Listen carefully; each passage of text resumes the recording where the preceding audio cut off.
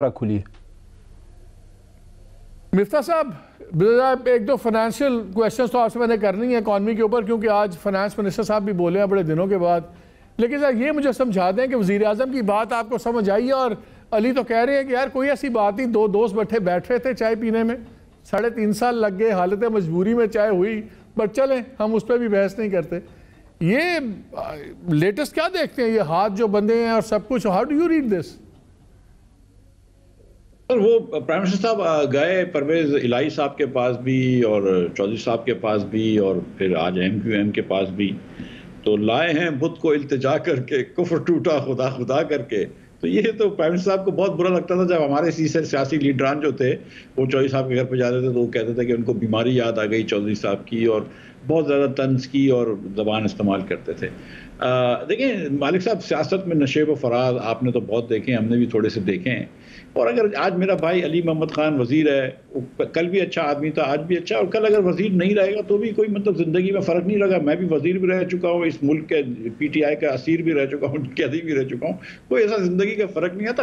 Prime minister صاحب کو تحمل کا حوصلہ رکھنا چاہیے. جو گالی گلوچ کی زبان انہوں نے استعمال کری ہے شہباز شریف کے خلاف، آصف زرداری کے خلاف، مولانا فضل الرحمان کے خلاف، یہ زیب نہیں دیتی کسی ملک کے وزیر اعظم کو کہ اس قسم کی گالی گلوچ کرے. ای یو کے ایمبیسڈرز کو بھی آپ برا بھلا کہہ رہے ہیں. آج شوکت طرین نے بھی کہا کہ اس قسم کی زبان نہیں استعمال کرنی چاہیے تھی ای یو کے ایمبیسڈرز کے خلاف. ٹھیک ہے یار، پرائم منسٹر چلے جائے گی، مر تو نہیں جائے گا آدمی، کوئی مسئلہ نہیں ہے. مطلب پاکستان میں صرف 18 لوگ پرائم منسٹر بنے یا 19، یہ 20ویں آدمی ہیں، تو کوئی مطلب باقی 22-23 کروڑ لوگ زندہ نہیں ہیں کیا؟ عمران خان صاحب کو ایسا کیا دل میں دھچکا لگ گیا ہے کہ یار میں پرائم منسٹر ہی رہوں؟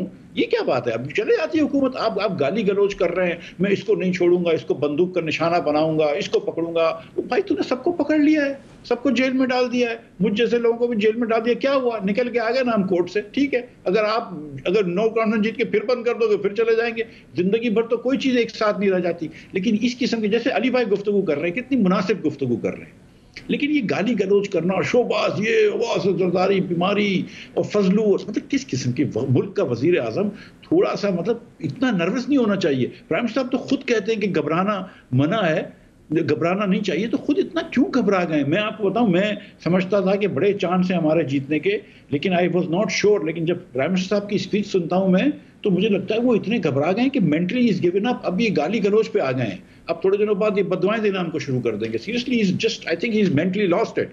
وہ یہ بات کہہ رہے ہیں نا کہ وہ میں مائنڈ گیمز کا بھی ایکسپرٹ ہوں، میں مغرب کا بھی ایکسپرٹ ہوں، میں ازبیکستان کو بھی سب سے زیادہ جانتا ہوں، میں تاریخ کو بھی سب سے زیادہ جانتا ہوں، اب ریاست مدینہ کو بھی سب سے زیادہ جانتا ہوں. بھائی آپ کو گورننس نہیں آتی، اس ملک کا آپ نے بیڑا غرق کر دیا معیشت کا، اپنی ناکامہ کی وجہ سے، اپنی نااہلی کی وجہ سے، اپنی پارٹی کی کرپشن. جو آپ دیکھیں جس قسم کی کرپشن آج لاہور میں ہو رہی ہے، پورے پنجاب میں ہو رہی ہے، جو رنگ روڈ میں ہوئی، ویٹ میں ہوئی، چینی میں ہوئی، تو آپ مغرب کے ذرا دھیان کم دیں، تھوڑا اپنی وہ گورننس کے اوپر دھیان دے دیتے تو شاید آج یہ نہیں ہوتا. تو یہ پتہ نہیں کدھر پرائم منسٹر صاحب پہنچ گئے. مینٹلی آئی تھنک کہ he is not very focused on the job. مجھے یہاں پہ ایک بریک لینا ہے، اور یہ ایک سوال میں علی آپ کے لیے بھی چھوڑے جا رہا ہوں کہ